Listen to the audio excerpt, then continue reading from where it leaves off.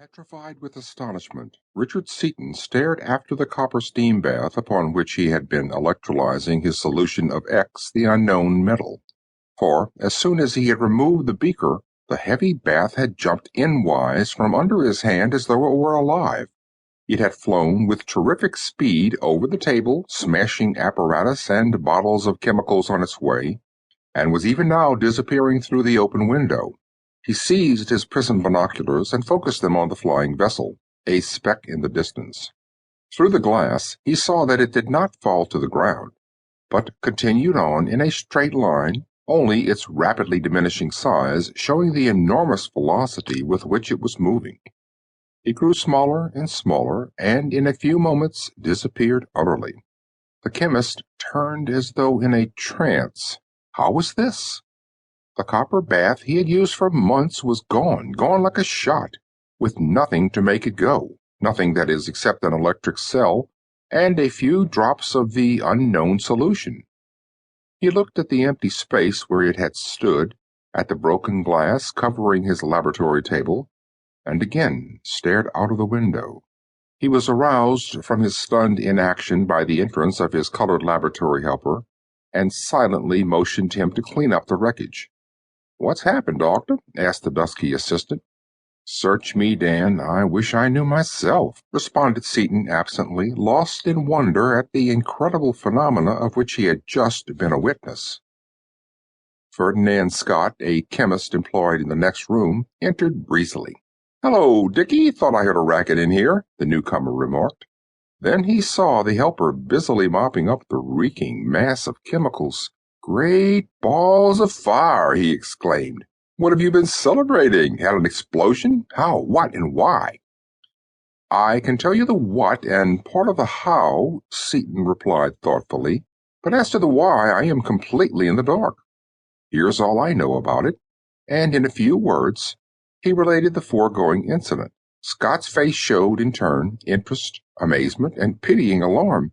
He took Seton by the arm. "Dick, old top, I never knew you to drink or dope, but this stuff sure came out of either a bottle or a needle. Did you see a pink serpent carrying it away? Take my advice, old son. If you want to stay in Uncle Sam's service and lay off the stuff, whatever it is, it's bad enough to come down here so far gone that you wreck most of your apparatus and lose the rest of it, but to pull a yarn like that is going too far. The chief will have to ask for your resignation, sure. Why don't you take a couple of days of your leave and straighten up?" Seton paid no attention to him, and Scott returned to his own laboratory, shaking his head sadly. Seton, with his mind in a whirl, walked slowly to his desk, picked up his blackened and battered briar pipe, and sat down to study out what he had done, or what could possibly have happened to result in such an unbelievable infraction of all the laws of mechanics and gravitation.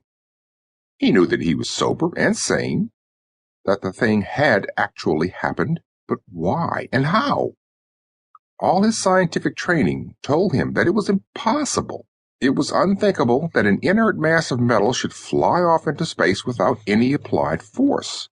Since it had actually happened, there must have been applied an enormous and hitherto unknown force.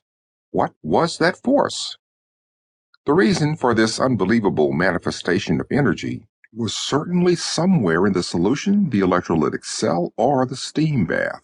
Concentrating all the power of his highly trained analytical mind upon the problem, deaf and dumb to everything else, as was his wont when deeply interested, he sat motionless with his forgotten pipe clenched between his teeth.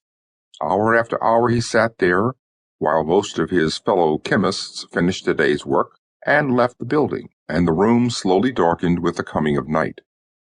Finally he jumped up. Crashing his hand down upon the desk, he exclaimed, "I have liberated the intra-atomic energy of copper! Copper, X, and the electric current! I'm sure a fool for luck," he continued as a new thought struck him. Suppose it had been liberated all at once. Probably blown the whole world off its hinges, but it wasn't. It was given off slowly and in a straight line. Wonder why? Talk about power. Infinite. Believe me, I'll show this whole Bureau of Chemistry.